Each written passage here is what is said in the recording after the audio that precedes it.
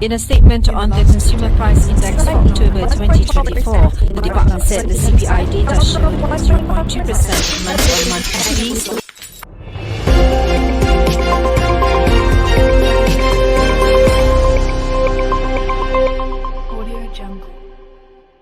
Good afternoon. Malaysia inflation rate recorded a 1.4 increase in April 2025. According to the Department of Statistics, the rise is largely driven by higher price in essential sector, including food and beverage, which saw a 2.3% year-on-year increase. The recent diesel price hike, following by the government subsidy restructuring, has also contributed to overall cost increase, putting further pressure on household spending.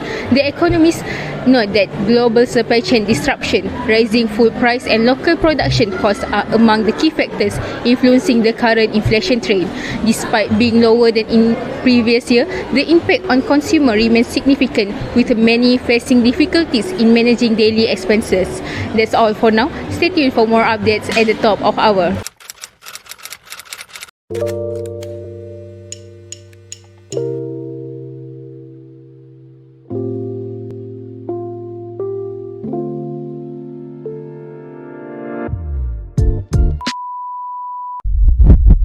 Malaysia inflation rate recorded a 1.4 increase in. Oh yeah, about the news earlier. Even if it's lower than last year, people are still struggling? That sounds serious. How do families manage when prices keep going up? I wonder, what does Islam say about this? Isn't there something in Islam about fairness and helping others when times are hard? How I wish someone could explain inflation in a simple way, like why it happens and how it affects me directly. Whatever, let me just go by my nasi lemak.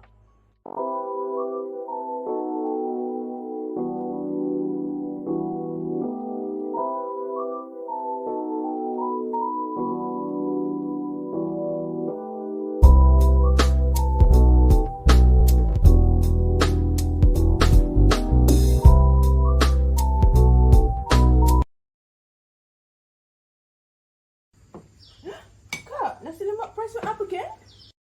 Yeah, you saw the news, right? Cooking oil, egg, everything costs more now. If I keep the old price, I'll be at loss.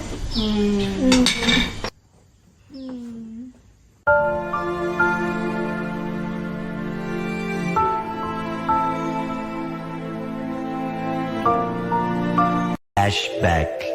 Assalamualaikum Kak, want nasi lemak? Okay. Kak, you know I like coming to your place because your nasi lemak is so cheap and it's so good. Thank you, Jiha. It's RM2, right? Yes. Thank you. End of flashback. And it clicked. Inflation isn't just about what I pay, it's about people like Kak Aini, who's just trying to survive. If she keeps prices the same, she suffers. But if she increases them, we complain.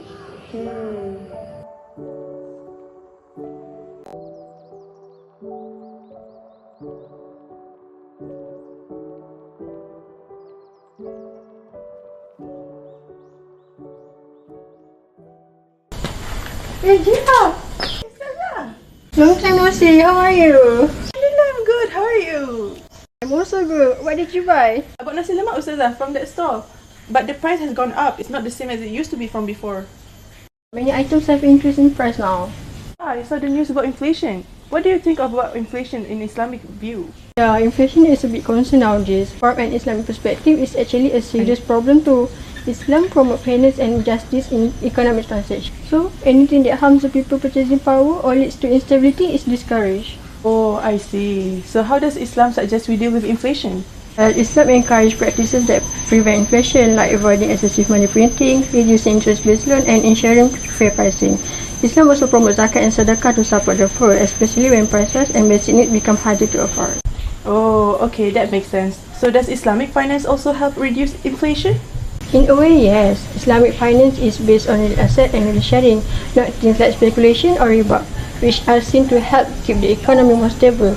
Then, they try to avoid any bubbles and excessive debt, which are some of the causes of inflation in conventional systems. Hello? Sorry, Jiha, I have to go now because my husband already arrived. Alright, okay, Ustazah. In the past, 50 ringgit could fill a shopping basket. Today, the same amount barely covers the basics. Everywhere, prices are rising. Food, fuel, daily needs, the numbers on receipts grow, even though what we buy stays the same, or less. This silent force is called inflation, a rise in the general level of prices where each ringgit loses its value over time. People work the same jobs, earn the same wages, but the cost of living climbs day by day, month by month. The effects are real. Meals become more expensive, transport fees increase, savings lost their power. Inflation doesn't just affect markets, it affects lives. And in Islam, issues of fairness, pricing, and wealth are guided by clear principles. Behind every price tag is a story, and today we begin with one of them.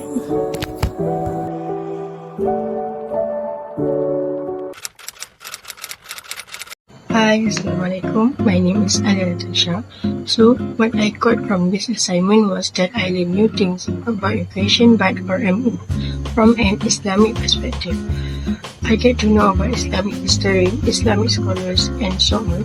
So, one of the Islamic scholars that I get to know is Ibn Khaldun. So, one of the things that he shared is he said that bad governance, like debasing currency or misusing power, will lead to increase in price. So I can see that Islam emphasizes on fairness, justice, and avoid things like uncertainty and interest to keep the economy stable and just. So I think that's all from me. Thank you. Hi, I'm Alicia Hana. So, from my understanding, in Islam, moral values like honesty and fairness are very important. When inflation happens, Fiqh reminds us to adjust price in a way that no one is cheated or taken advantage of. Hi, I'm Wajiha. So after completing the term paper and the video, I learned a lot of new things, especially when it comes to our topic. Like for example, before this, I wasn't aware about the different views on how debts are calculated. But then after I did my research, I realized that there are other views other than the classical view. And also while making our video, I realized that inflation is present everywhere and we face them in our daily life, such as our favorite food stall increasing their food prices and so on. But yeah, overall, I had a lot of fun and I gained a lot of new knowledge. You know, while doing the assignment, what I like the most is how Islam handles inflation. It's so structured yet so considerate, responsible, and focused on the people affected. Islam really emphasizes on the fairness, values, and not just profit. Honestly, despite having to redo a lot after the consultation, I'm glad that we get through it till the end. Bye.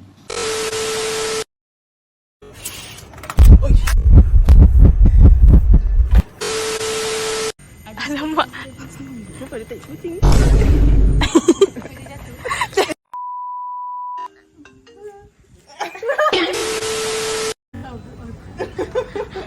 Okay.